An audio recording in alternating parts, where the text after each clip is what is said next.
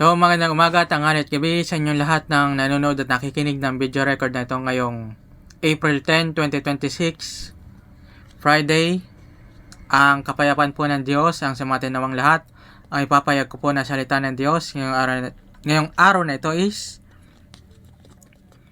Genesis chapter 39. When Joseph was taken to Egypt by the Ishmaelite traders, he was purchased by Potiphar, an Egyptian officer.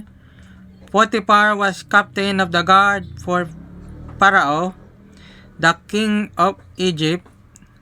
The Lord was with Joseph, so he succeeded in everything he did as he served in the home of his Egyptian master. Potiphar noticed this and realized that the Lord was with Joseph, giving him success in everything he did. This pleased Potiphar, so he soon made Joseph his personal attendant. He put him in charge of his entire household and everything he owned. From the day Joseph was put in charge of his master's household and property, the Lord began to bless Potiphar's household for Joseph's sake. All his household affairs ran smoothly, and his crops and livestock flourished. So Potiphar gave Joseph complete administrative responsibility over everything he owned. With Joseph there, he didn't worry about eating except what kind of food to eat. Joseph was a very handsome and well-built young man, and Potiphar's wife soon began to look at him lustfully. "Come and sleep with me," she demanded. But Joseph refused. "Look," he told her, "my master trusts me with everything in his entire household. No one here has more authority than I do.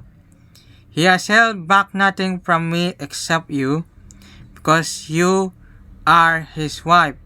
How could I do such a wicked thing? It would be a great sin against God."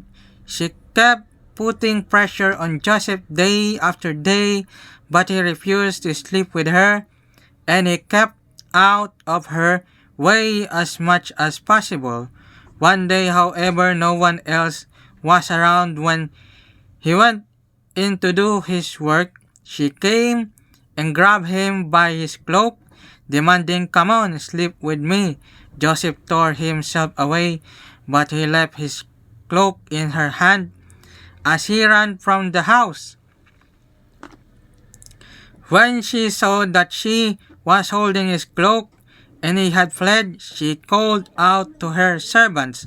Soon all the men came running. "Look," she said, "my husband has brought this Hebrew slave here to make fools of us. He came into my room to rape me, but I screamed. When he heard me scream, he ran outside and got away, but he left his cloak behind with me." She kept the cloak with her until her husband came home. Then she told him her story. "That Hebrew slave you brought into our house tried to come in and fool around with me," she said. "But when I screamed, he ran outside, leaving his cloak with me." Potiphar was furious when he heard his wife's story about how Joseph had treated her. So he took Joseph and threw him into the prison where the king's prisoners were held, and there he remained. But the Lord was with Joseph in the prison and showed him his faithful love, and the Lord made Joseph a favorite with the prison warden. Before long, the warden put Joseph in charge of all the other prisoners and over everything that happened in the prison. The warden had no more worries because Joseph took care of everything. The Lord was with him and caused everything he did to succeed. So, yun lamang po ang Holy Bible Book chapter natin for today. Maraming salamat sa panonood at pakikinig ng video record na ito. Pakishare, like, support, and repost na rin po itong video record na ito. Naway kapulutan po ng aral ang salita ng Diyos na ipinahayag ko po ngayong araw na ito. Maraming salamat, yun lamang po, and God bless.